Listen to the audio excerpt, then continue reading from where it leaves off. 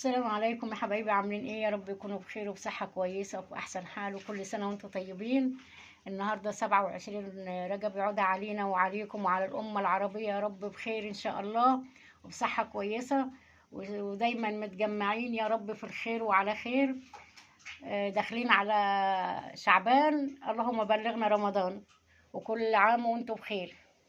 النهاردة بقى الفيديو بتاعنا هنعمل هريسة الشطة عشان تنفعنا بقى في رمضان. جايبين فلفل احمر حامي حرق،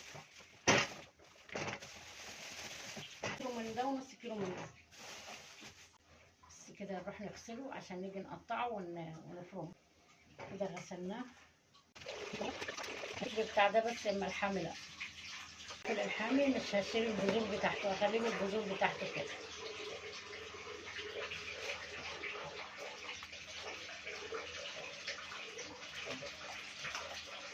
وقطعهم، قطعناه كده، قطعنا الفلفل الحامي على البارد اهو. ميه شويه بتغلي، هاخد حبه كده من الحامي على البارد واسلقهم. هنسلق الفلفل، هنسلقه عشان نعمله صوص زي الشطه كده، يتحط على المكرونه، يتحط على زي الكاتشب تحت البطاطس. كسر تحت الكب اتكسر.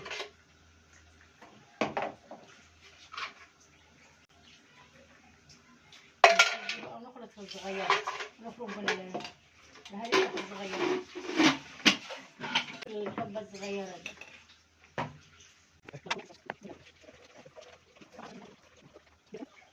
دي ليمونه،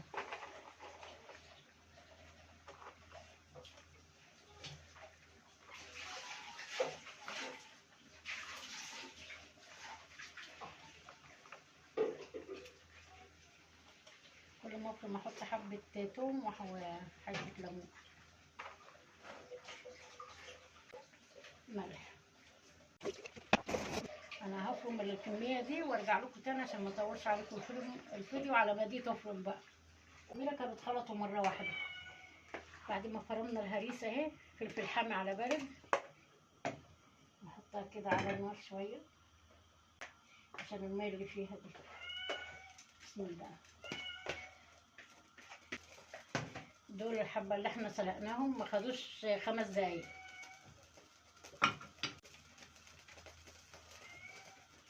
نتعزز اللون ببركه.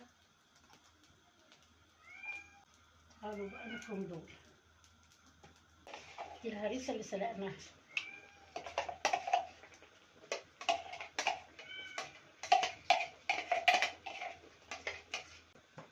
مش مفرومه ناعم كويس عشان الكبه دي. الكبه التانيه بتفرم انعم من كده.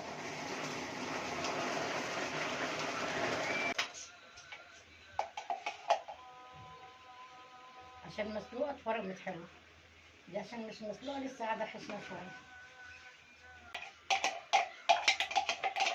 معلقه خل كده،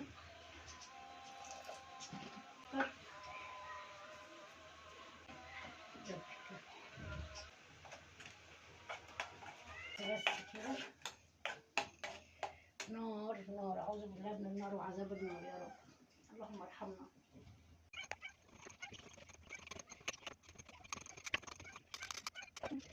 كده ما عملنا الهريسه وبردت، هنفضيها في البطرمان، بس حاميه نار. لو مش بتحبوا الحاجه الحاميه ما تحطوش فلفل حراق كتير، حطوا فلفل 2 حامي وحطوا الباقي بارد. انا جايبه نص ونص بس مولع.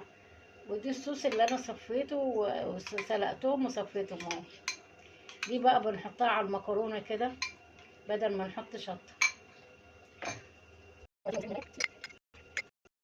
كل حاجه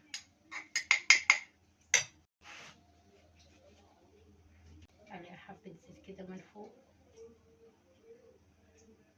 نفضي الصوص الجميل الحلو ده اللي هنحطه في بسم الله.